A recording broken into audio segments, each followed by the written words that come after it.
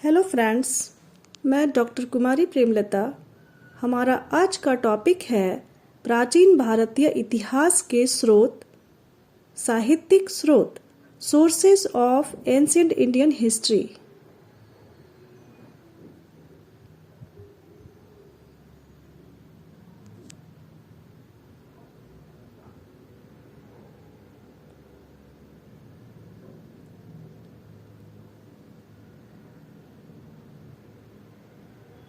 प्राचीन भारतीय इतिहास के जानकारी के स्रोत, साहित्यिक स्रोत।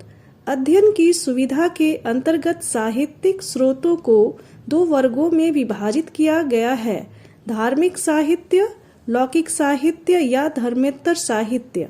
धार्मिक साहित्य को पुनः तीन भागों में विभाजित किया जा सकता है। ये हैं ब्राह्मण साहित्य, बौद्ध साहित्य एवं जैन साहित्य।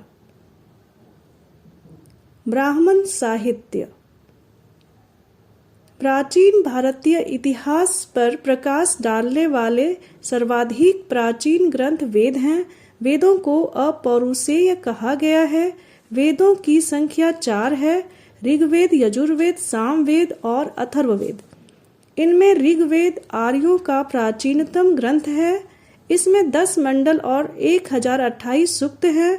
ऋग्वेद के 2 से 9 मंडल के सूक्त प्राचीनतम हैं। इसका पहला एवं 10वां मंडल बाद में जोड़ा गया है। प्रसिद्ध गायत्री मंत्र ऋग्वेद में ही है। सामवेद गायन प्रधान वेद है। इसमें सर्वप्रथम संगीत का वर्णन है। सामवेद की ऋचाओं को यज्ञ के समय उद्गाता गाते थे। यजुर्वेद में यज्ञ करने के सही तरीके की जानकारी दी गई है। यजुर्वेद के 2 प्रमुख भाग हैं: कृष्ण यजुर्वेद और शुक्ल यजुर्वेद। अथर्ववेद में 20 मंडल हैं। इसमें चिकित्सा, धनुर्विद्या, जादू मंत्र, टोना ताबीज से संबंधित तथ्य हैं। अथर्ववेद में ज्ञान, कर्म व उपासना के मंत्र दिए गए हैं।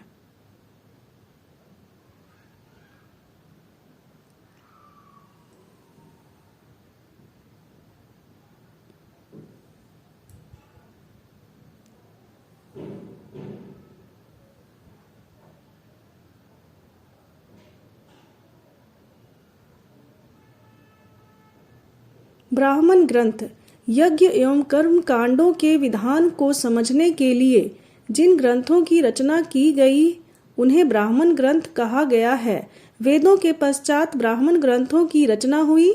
प्रमुख ब्राह्मण ग्रंथ ऐतरेय ब्राह्मण, कौशितकी ब्राह्मण, शतपथ ब्राह्मण, पंचविंश ब्राह्मण, गोपथ ब्राह्मण हैं। दार्शनिक विचारधारा का सूत्रपात आरण्यक से हुआ। आरण्यक शब्द की उत्पत्ति अरण्य से हुई है, जिसका अर्थ वन होता है।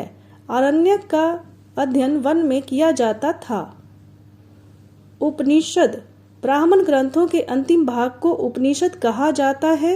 उपनिषद से भारतीय दर्शन एवं बिंबिसार के पूर्व के इतिहास का विवरण प्राप्त होता है।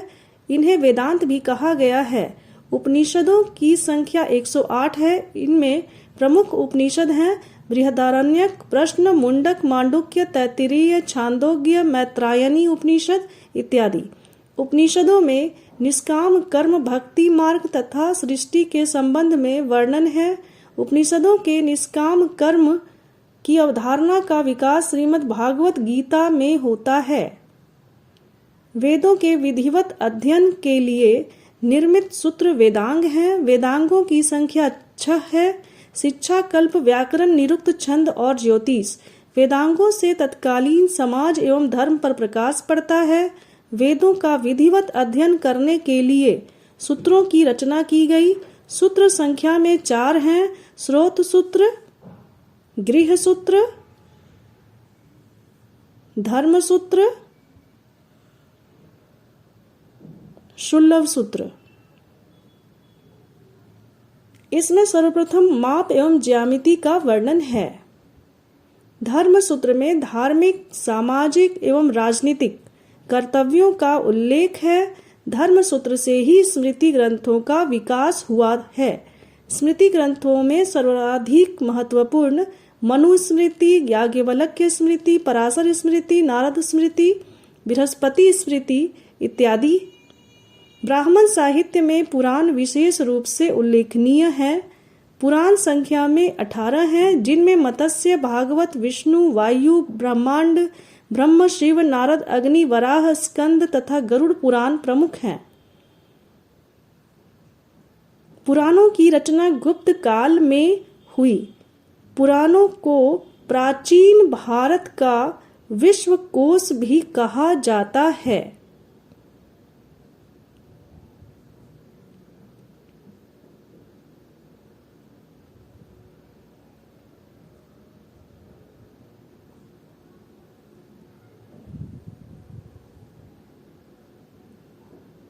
Thank you.